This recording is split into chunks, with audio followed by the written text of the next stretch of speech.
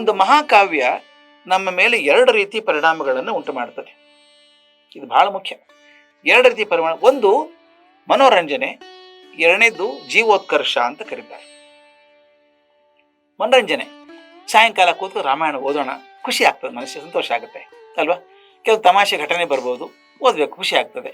ರಾಮಾಯಣದ ಭಾಷೆ ಚೆನ್ನಾಗಿ ಅನಿಸುತ್ತೆ, ಮನೋರಂಜನೆ ಆಗ್ತದೆ, ಮನಸ್ಸಿಗೆ ರಂಜನೆ ಆಗುವಂಥದ್ದು ಮೊದಲನೇ ಭಾಗ. ಆದರೆ ಯಾವುದೇ ಕಾವ್ಯ ಬರೀ ಮನೋರಂಜನೆಯನ್ನು ಮಾತ್ರ ಕೊಡ್ತಿದ್ರೆ ಅದು ಮಹಾಕಾವ್ಯ ಆಗೋಲ್ಲ. ಅದು ಮನೋರಂಜನೆಯನ್ನು ದಾಟಿ ಜೀವೋತ್ಕರ್ಷ ಆಗಬೇಕು. ಜೀವೋತ್ಕರ್ಷ ಅಂದ್ರೆ ಏನು? ಜೀವಕ್ಕೆ ಒಂದು ಏನಾದರೂ ನೆಮ್ಮದಿ ಸಿಗಬೇಕು, ಜೀವಕ್ಕೊಂದು ಬೆಳವಣಿಗೆ ಲಕ್ಷಣ ಸಿಗಬೇಕು. ಉತ್ಕರ್ಷ ಅಂದ್ರೆ ಬೆಳವಣಿಗೆ. ನನ್ನ ಜೀವನ ಬದಲಾವಣೆ ಆಗಬೇಕು, ಜೀವನ ಬೆಳಿಬೇಕಾದ್ರಿಂದ. ಹಾಗಾಗೋದಾದ್ರೆ ಜೀವೋತ್ಕರ್ಷ ಬಹಳ ಚಂದ ನೋಡಿ. ಯಾವುದೇ ಮಹಾಕಾವ್ಯ ನೀತಿ ಪಾಠ ಮಾಡೋಲ್ಲ, ಹೆಂಗ್ ಮಾಡು ಹಿಂಗ್ ಮಾಡು ಹಿಂಗ್ ಮಾಡು ಅಂತ ಹೇಳಲ್ಲ ಅದು. ಆದರೆ ಆ ಕಥೆ ಮೂಲಕ ನಮ್ಗೆ ಅನ್ಸುತ್ತೆ, ಅಯ್ಯೋ ಬದುಕಿದ್ರೆ ಆಂಜನೇಯ ನಂಗೆ ಬದುಕಬೇಕಪ್ಪ, ಛೆ ಸೀತಮ್ಮ ಹೆಂಗಿದ್ ನೋಡು, ರಾಮ ಎಷ್ಟು ಗಟ್ಟಿ ಇದ್ದಾನೆ ನೋಡ್ರಿ, ಅವನು ಭರತನ ಪ್ರೀತಿ ನೋಡ್ರಿ. ವಾಲ್ಮೀಕಿಗಳು ಎಂದೂ ಬಾಯಿ ಬಿಟ್ಟು ಹೇಳಲ್ಲ ರಾಮನ್ ಹಾಗೆ ಬದುಕಿ ನೀವು, ಸೀತೆ ಹಾಗಿರಿ ಅಂತ ಹೇಳಲ್ಲ. ಆದ್ರೆ ಕಥೆಯನ್ನು ಎಷ್ಟು ಚಂದವಾಗಿ ಹೇಳ್ತಾರೆ ಅಂದ್ರೆ ಅದು ನೋಡಿದ್ರೆ ನಮ್ಗೆ ಗೊತ್ತಿಲ್ಲದ ಹಾಗೆ ಮನಸ್ಸು ಪರಿವರ್ತನೆ ಆಗ್ತದೆ. ಇದನ್ನ ಒಂದು ಹೇಳ್ಬೇಕು ನಾವು ಹೇಗೆ ಅಂತ. ಈ ಪಾಠಗಳನ್ನ ಮೇಲೆ ಮೇಲೆ ಕೇಳ್ತಾ ಇದ್ರೆ ನಮ್ಮ ಜೀವನ ನಮ್ಗೆ ಗೊತ್ತಿಲ್ಲದ ಹಾಗೆ ಬದಲಾವಣೆ ಆಗ್ತದೆ ಅಂತ. ಎನ್ ಮೂರ್ತಿರಾಯರು ಅಂತ ಬಹುದೊಡ್ಡ ಬರಹಗಾರ ನಮ್ಮ ಭಾರತದಲ್ಲಿ, ನಮ್ಮ ಕನ್ನಡದಲ್ಲಿ 102, 103 ವರ್ಷ ಬದುಕಿದ್ರು ಅವರು. ಮೂರ್ತಿರಾಯರು ಒಂದು ಪುಸ್ತಕ ಬರೆದಿದ್ರು, ಅದ್ರ ಒಂದು ಲೇಖನ ಬರೆದಿದ್ರು. ಮೈಸೂರಲ್ಲಿ ಒಂದು ಕೆರೆ ಇದೆ, ಸುಬ್ಬಯ್ಯನ ಕೆರೆ ಅಂತ ಒಂದು ಕೆರೆ. ಕೆರೆ ದಂಡೆ ಮೇಲೆ ಒಂದು ಹಾಳು ಮಂಟಪ ಇದೆ. 4 ಕಲ್ಲು ಕಂಬ ಇಟ್ಟು ಮೇಲೆ ಕಂಬ ಹಾಕಿ ಬಳ್ಳಿ ಬೆಳೆಸಿದ್ದಾರೆ, ಮಂಟಪ ಇದೆ. ದಿನ ಸಾಯಂಕಾಲ ವಯಸ್ಸಾದವ್ರು ಬಂದು ಕೂತ್ಕೋತಾರೆ ಅಲ್ಲಿ. ಸಾಯಂಕಾಲ ಒಂದು ಗ್ಯಾಂಗ್ ಗುಂಪು ಬರುತ್ತೆ, ಹರಟೆ ಹೊಡಿತಾರೆ. ಒಬ್ರು ಯಾರು ಸುಮ್ಮನೆ ಖಾಲಿ ಹರಟೆ ಹೊಡಿಯೋದಕ್ಕಿಂತ ಏನಾದ್ರು ಒಂದು ಒಳ್ಳೇದು ಕೇಳೋಣ್ರಿ. ಪುರೋಹಿತರನ್ನು ಗೊತ್ತು ಮಾಡಿದ್ರು, ದಿನ ಬಂದು ಮಹಾಭಾರತ ಪಾಠ ಮಾಡಬೇಕು. ಚಿತ್ರ ಚೆನ್ನಾಗಿದೆ ನೋಡಿ. ಸಾಯಂಕಾಲ ಬರೋದು, 1 ತಾಸು ಕೂತು ಆ ಪುರೋಹಿತರು ಹರಿಕತೆ ಮಾಡೋರು, ಹರಿಕತೆ ಮಾಡಿ ಮುಗಿದ್ಮೇಲೆ ಹೋಗೋದು. ಸಮಯ ಕಳೀತಿದ್ರು, ಕಾಲಕ್ಷೇಪ ಅಂತ ಕರೀತಿದ್ರು.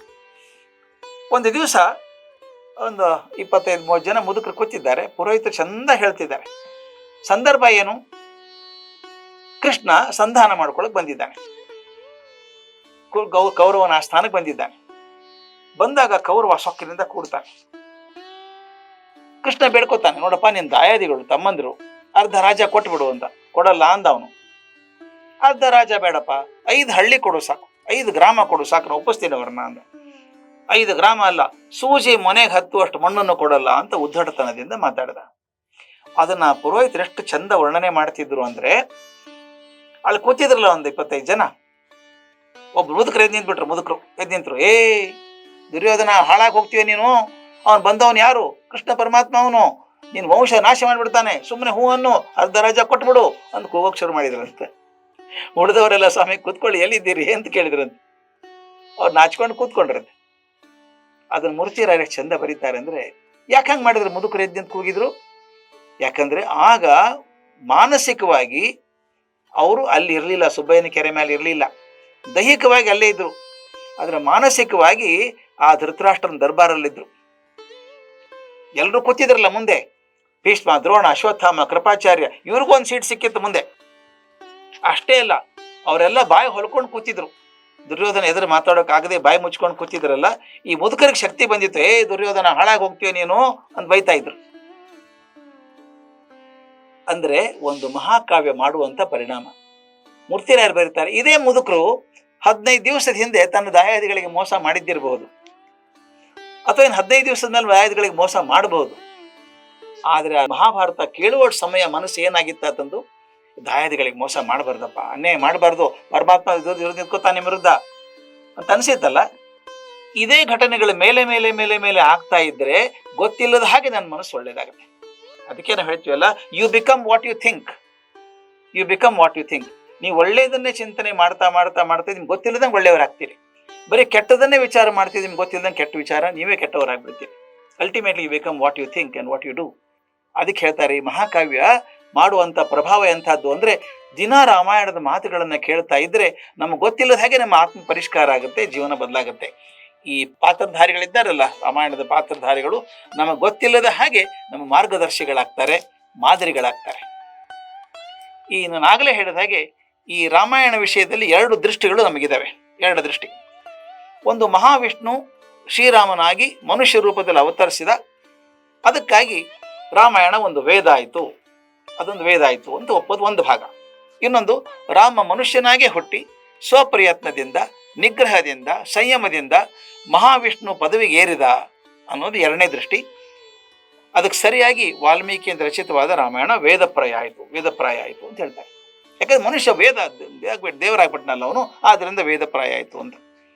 ಮೊದಲನೇ ದೃಷ್ಟಿಯಲ್ಲಿ ಏನಿದೆ, ಭಗವಂತ ಕೆಳಗಿಳಿದು ಬಂದ ಅಂತ ನಾವೇನು ಮಾಡ್ತೀವಿ, ದೇವರೇ ನಮ್ಗೆ ಕೊಟ್ಬಿಡಪ್ಪ, ನಮ್ಗೇನಾದ್ರೂ ಬಿಡು, ಕೈ ಚಾಚಿ, ಅನುಗ್ರಹ ಅಪೇಕ್ಷೆ ಮಾತ್ರ ಇರುವಂಥದ್ದು. ಎರಡನೇದು ಅರ್ಹತಾ ಸಂಪಾದನಾ ದೃಷ್ಟಿ. ಅರ್ಹತೆ ನಾನು ಸಂಪಾದನೆ ಮಾಡ್ಕೋಬೇಕು, ರಾಮಗೆ ಸಾಸಿದ ಆ ಮಟ್ಟಕ್ಕಾಗಲಿಕ್ಕಿಲ್ಲ, ಸ್ವಲ್ಪ ಆದ್ರೂ ಆಗ್ಬೇಕಲ್ಲ ನನಗೆ. ಹಾಗೆ ಅರ್ಹತಾ ಸಂಪಾದನಾ ದೃಷ್ಟಿ ಎರಡಿರ್ತದೆ. ಎರಡೂ ಬೇರೆ ಬೇರೆ ದೃಷ್ಟಿ ಆದರೂ ಕೂಡ ಅವೆರಡೂ ಬೇರೆ ಅಲ್ಲ. ಹಾಲು ಜೇನು ಇದ್ದ ಹಾಗೆ ಒಂದಕ್ಕೊಂದು ಹೊಂದ್ಕೊಂಡ್ಬಿಡ್ತವೆ. ಬೇರೆ ಬೇರೆ ವಸ್ತುಗಳೇ, ಆದರೆ ವಿರೋಧಿಗಳಲ್ಲ. ಹಾಲು ಬೇರೆನೆ, ಜೇನು ಬೇರೆನೆ ವಸ್ತು, ಅದು ಎರಡೂ ಸೇರ್ಕೊಂಡಾಗ ಒಂದು ರುಚಿನೇ ಬೇರೆ ಬರುತ್ತೆ. ಹಾಗೆ ಮೊದಲನೇ ದೃಷ್ಟಿಯಲ್ಲಿ ಪ್ರಸಾದ ನಿರೀಕ್ಷೆ ಇದ್ದರೆ, ಎರಡನೇ ದೃಷ್ಟಿಯಲ್ಲಿ ಆದರ್ಶ ಪುರುಷ ಆದವನು ನಾನು ಆಗಬಹುದಲ್ಲ ಅಂತ ಬೋಧೆಗೆ ಆಗುವಂಥದ್ದು. ಕೊನೆಗೆ ಹೇಳಬೇಕಾದಿಷ್ಟೇನೆ, ರಾಮ ಕಷ್ಟದ ಪರೀಕ್ಷೆಯನ್ನು ಧೈರ್ಯವಾಗಿ ಎದುರಿಸಿ ಎತ್ತರಕ್ಕೆ ಹೋಗಿ ಶ್ರೀರಾಮ ದೇವರು ಅಂತ ಆಗುವಾಗ ಮನುಷ್ಯ ಒಂದು ಅನುಕರಣೀಯಾದಂಥ ಒಂದು ಕೆಲಸ ಆಗುತ್ತೆ. ಕೊನೆ ಒಂದು ಮಾತನ್ನು ಹೇಳಬೇಕು ನಾ ಇಲ್ಲಿ. ಎರಡೂ ದೃಷ್ಟಿಗಳು ಸರಿನೇ. ದೈವ ಗುರು ಆಗಲಾರ್ದೆ, ರಾಮ ದೈವ, ನಮ್ಮ ಗುರು ಆಗೋಕೆ ಸಾಧ್ಯ ಇಲ್ವಾ? ಗುರು ಆಗ್ತಾನೆ ಅವನು. ಅವ್ನು ಬದುಕಿದ್ರೆ ನಾನು ಬದುಕಬಹುದಲ್ಲಪ್ಪ, ಸ್ವಲ್ಪ ಮಟ್ಟಿಗಾದ್ರೂ ಬದುಕಬಹುದಲ್ಲ, ತಮ್ಮಂದ್ರಿಗೆ ಅನ್ಯಾಯ ಮಾಡಲಾರ್ದಂಗೆ ಬದುಕಬಹುದಲ್ಲ, ಮತ್ತೊಬ್ರು ಸುಳ್ಳು ಹೇಳಾರ್ದಂಗೆ ಬದುಕಬಹುದಲ್ಲ ಅಂತ ಹೇಳಿ ದೈವ ಗುರು ಆಗಲಾರ್ದೆ, ಅದೇ ರೀತಿ ಗುರು ದೈವ ಆಗೋಕೆ ಸಾಧ್ಯ ಇಲ್ವೇ? ನನ್ನ ಗುರು ಆಗಿದ್ದವನು ದೈವನೂ ಆಗಬಹುದು ನನಗೆ. ಎಷ್ಟೋ ಸಲ ಆಗಿದೆ. ಒಬ್ಬ ವಿವೇಕಾನಂದ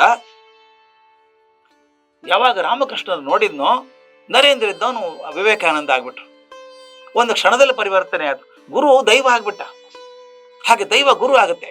ಮತ್ತು ಇನ್ನೊಂದು, ರಾಮಾಯಣದ ಭಾಷೆ ಬಗ್ಗೆ ಒಂದು ಮಾತನ್ನು ಹೇಳಬೇಕು. ರಾಮಾಯಣದ ಭಾಷೆ ಅತ್ಯಂತ ಪ್ರೀತಿಯಿಂದ ಹೇಳುವಂಥದ್ದು. ನಮ್ಮಲ್ಲಿ ಸಾಮಾನ್ಯವಾಗಿ ಶಾಸ್ತ್ರದಲ್ಲಿ 3 ಥರದ ಸಂವಾದಗಳಿದ್ದಾವೆ ಅಂತ ಹೇಳ್ತಾರೆ. ಸಂಹಿತೆಗಳು ಅಂತ ಕರೀತಾರೆ, ಮಾತಾಡೋ ರೀತಿಗಳು. ಒಂದು ಪ್ರಭು ಸಂಹಿತ, ಎರಡನೇದು ಮಿತ್ರ ಸಂಹಿತ, ಮೂರನೇದು ಕಾಂತಾ ಸಂಹಿತ ಅಂತ 3 ಥರ ಇದ್ದಾವೆ. ಪ್ರಭು ಸಂಹಿತ ಅಂದರೆ ಏಯ್ ಡೂ ಇಟ್, ಜೋರು, ದರ್ಪ. ಉಪನಿಷತ್ ಮಾತುಗಳು ಹಾಗೇನೆ, ಸತ್ಯಂ ವದ ಧರ್ಮಂ ಚರ, ಹಿಂಗೆ ಇರಬೇಕು, ಧರ್ಮದಲ್ಲೇ ಇರಬೇಕು ಅಂತ ಗಟ್ಟಿಯಾಗಿ ರಾಜನ ಹಾಗೆ ಪ್ರಭುಗಳಾಗಿ ಹೇಳುವಂಥದ್ದು ಪ್ರಭು ಸಂಹಿತ. ಅದು ಪ್ರಭುಗಳಾಗಿ ಹೇಳುವಂಥದ್ದು. ಎರಡನೇದು ಮಿತ್ರ ಸಂಹಿತ ಅಂತ, ಅದು ಜೋರಾಗಿ ಪ್ರಭುಗಳಂಗೆ ಹೇಳೋಗಿಲ್ಲ, ಮಾಡ್ಬೇಡ ಕಣೋ, ಮಾಡು, ಹಂಗೆ ಮಾಡ್ಬೇಡಪ್ಪ ನೀನು ಅಂತೇಳಿ ಹೇಳುವಂಥದ್ದು, ಸ್ನೇಹಿತನಾಗಿ ಹೇಳುವಂಥದ್ದು. ಎರಡನೇದು ಮಿತ್ರ ಸಂಹಿತ, ಗಟ್ಟಿ ಅಲ್ಲ, ಅದರ ಸ್ನೇಹ. ಮೂರನೇದು ಮಜಾ ಇದೆ, ಕಾಂತಾ ಸಂಹಿತ ಅಂತ. ಕಾಂತ ಅಂದರೆ ಹೆಂಡತಿ ಹೇಳಿದ ಹಾಗೆ ಅಂತ. ಅದು ಪ್ರೀತಿಯ ಹೆಂಡತಿ, ಹೊರಟ ಹೆಂಡತಿ ಅಲ್ಲ, ಪ್ರೀತಿ ಹೆಂಡತಿ ಹೇಳುವ ಹಾಗೆ. ಈ ಗಂಡನಿಗೆ ಹೆಂಡತಿ ಪ್ರೀತಿ ಅಂತ ಹೇಳಿದಾಗ ಒಪ್ಕೊಂಡ್ಬಿಡ್ತಾನೋ, ಆ ಧ್ವನಿ ಇದೆಯಲ್ಲ, ಪ್ರೀತಿಯ ಧ್ವನಿ ಇದೆಯಲ್ಲ, ಅದು ಮೂರನೇದು. ಈ 3 ಮಾತುಗಳಲ್ಲಿ ಬರುತ್ತೆ.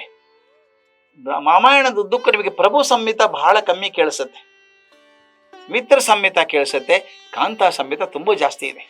ಅಂದರೆ ರಾಮಾಯಣದ ಭಾಷೆ ತುಂಬ ಮೃದುವಾದದ್ದು, ಅಂತಃಕರಣಪೂರ್ವಕವಾದದ್ದು, ಸುಲಭವಾದದ್ದು, ಮನಸ್ಸಿಗೆ ಹಿಡಿಸುವಂಥದ್ದು.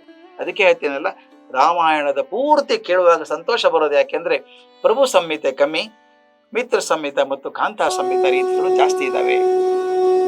ಶ್ರೀಮದ್ ರಾಮಾಯಣದ ಮೊದಲ ಕಾಂಡ ಬಾಲಕಾಂಡ ಅಂತ. ಅದರ ಮೊದಲ ಸರ್ಗದ ಮೊದಲ ಶ್ಲೋಕ, ಅಂದರೆ ಇಡೀ ರಾಮಾಯಣದ ಮೊದಲನೇ ಶ್ಲೋಕ ಎಷ್ಟು ಹೇಗಿದೆ ನೋಡಿ. ತಪಸ್ವಾಧ್ಯಾಯ ನಿರತಂ ತಪಸ್ವಿ ವಾಗ್ವಿದಾವರಂ ನಾರದಂ ಪರಿಪಪ್ರಚ್ಛ ವಾಲ್ಮೀಕಿರ್ ಮುನಿಪುಂಗವಂ ಅಂತ.